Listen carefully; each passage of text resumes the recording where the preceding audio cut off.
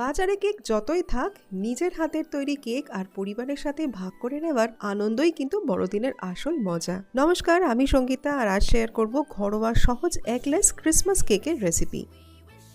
প্রথমেই কেকে দেওয়ার জন্য ড্রাই ফ্রুটস ভিজিয়ে নেব। তার জন্য একটা কাঁচের টিফিন বক্সের মধ্যে কিছুটা মিক্সড বেরি, খেজুর, চেরি, কিশমিশ, 3 রঙের টুটি ফ্রুটি নিয়েছি, কিছুটা অ্যালমন্ড বাদাম, কাজু বাদাম, ওয়ালনাটের সাথে টেট্রা প্যাকের অরেঞ্জ জুস আমি পুরো ড্রাই ফ্রুটসের মাথা অবধি ডুবে থাকার মতো দিয়ে ভিজিয়ে 24 ঘন্টা আমি ফ্রিজে রেখে দেবো। 24 ঘন্টা পর দেখুন এই ড্রাই ফ্রুটস কিন্তু অরেঞ্জ জুসের মধ্যে অরেঞ্জ জুসটা সোক করে নিয়ে পুরো ফুলে ডাবল হয়ে গেছে। এটা এখন বেক করার জন্য একদম রেডি। এরপর একটা ফ্রাইং প্যানে আমি হাফ কাপ চিনি আর 1 টেবিল চামচ জল দিয়ে চিনিটাকে একদম হাই ফ্লেমে রেখে ক্যারামেল হতে দিয়েছি। আস্তে আস্তে চিনির দেখবেন গলতে শুরু করবে এবং এর রঙও চেঞ্জ হতে থাকবে। ঠিক এই রকম গাঢ় ঘন হয়ে আসলে এর মধ্যে এরপর সেম হাফ কাপ জল দিয়ে খুব ভালো করে এটাকে মিশিয়ে 2 মিনিট ফুটিয়ে নিলেই আমাদের ক্যারামেল সস রেডি। কেকের ডার্ক রিচ কালারটা কিন্তু এটার জন্যই আসবে।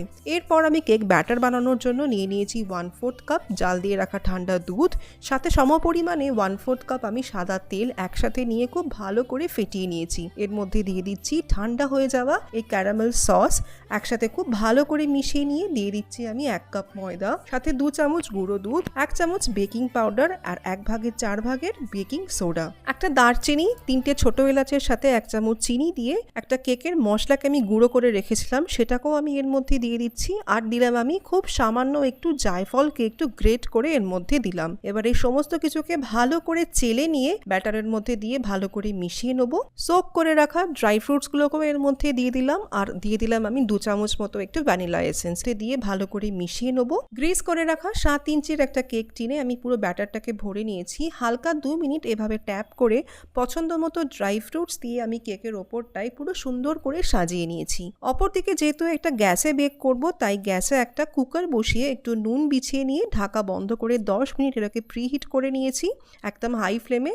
এরপর সাবধানে কেক টিনটাকে বসিয়ে ঢাকা দিয়ে একদম কম আঁচে 1 ঘন্টার মতো এটাকে বেক করেছি। ওভেনে বেক করলে 180 ডিগ্রিতে 45 মিনিট বেক করতে লাগবে। 1 ঘন্টা পর আমি কুকারের ঢাকা সরিয়ে দেখিয়ে দিচ্ছি। দেখুন ছুরিটাকে এইভাবে মধ্যখানে দিয়ে চেক করে নিচ্ছি। খুব ভালো মতোই কিন্তু ক্লিন বেরোচ্ছে ছুরিটা, মানে খুব ভালো মতো বেক হয়েছে। কেকটারও কিন্তু কালার দুর্দান্ত এসেছে।